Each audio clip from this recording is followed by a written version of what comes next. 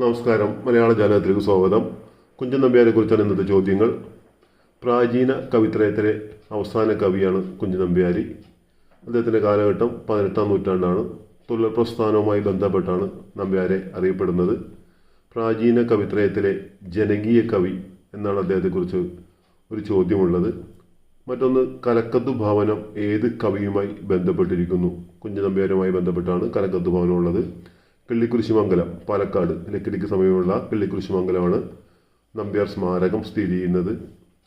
നമ്പ്യാർ അദ്ദേഹത്തിൻ്റെ മെയ് 5 കുഞ്ചൻ ദിനമായി ആചരിക്കുന്നത്. നേരത്തെ എഴുത്തച്ഛനെ കുറിച്ച് പറഞ്ഞപ്പോൾ സൂചിപ്പിച്ചു. ഡിസംബർ 31 തുഞ്ചൻ ദിനമായി ആചരിക്കുന്നു എന്ന് പറഞ്ഞു. അതുപോലെ തന്നെ കുഞ്ചൻ ദിനമായിട്ട് ആചരിക്കുന്നത് മെയ് 5. തൂലിക ചാട്ടവറയാക്കിയ കവി അല്ലെങ്കിൽ കവിത ചാട്ടവറാക്കിയ കവി എന്നെല്ലാം നമ്പ്യാരെക്കുറിച്ച് പറയുന്നുണ്ട്. അതുപോലെ തന്നെ തുള്ളലിന് മാതൃകയായ കലാരൂപം എന്നൊരു ചോദ്യമുണ്ട്. പടയണിയാണ് തുള്ളലിന് മാതൃകയായ കലാരൂപം. ഓട്ടൻ, ശീതങ്കൻ, പറയൻ 3 രീതിയിലാണ് തുള്ളലുള്ളത്.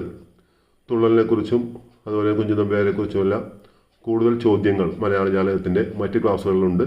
മലയാള ജാലകത്തിൻ്റെ ക്ലാസ്സുകൾ കാണുക, സബ്സ്ക്രൈബ് ചെയ്യുക. നന്ദി.